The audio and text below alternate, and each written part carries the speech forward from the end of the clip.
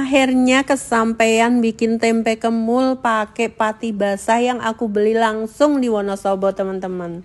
Ini pati basahnya ya, mempur seperti ini, kemudian tambahin bumbu, lalu tambahkan air, kemudian uleni dulu pati basahnya hingga rata, lalu tambahkan tepung terigu. Nah, karena pakai pati basah aku berani campurannya 1:1. Kalau yang pakai tapioka kemarin kan tapiokanya lebih sedikit, kalau enggak nanti hasilnya tuh malah alot. Nah, seperti ini teman-teman, aku seneng banget karena berhasil bikin tempe kemul yang persis seperti di Wonosobo yang kita makan kemarin. Jadi ternyata kalau pakai pati basah hasil tempe kemulnya itu lebih cantik, teman-teman. Gak nyerap minyak banyak dan juga lebih crispy. Selain itu aromanya juga khas.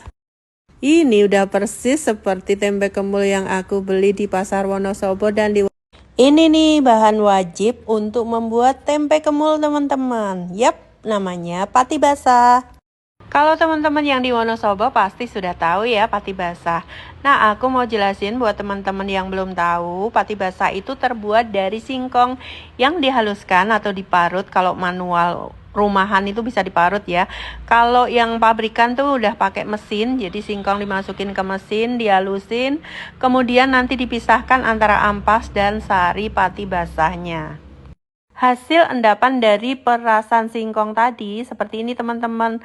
Bentuknya padat tapi mudah diremuk pakai tangan. Jadi masih basah, lembab gitu loh, teman-teman. Selain buat tempe kemul, ini bisa dibuat pilus atau geblek Wonosobo.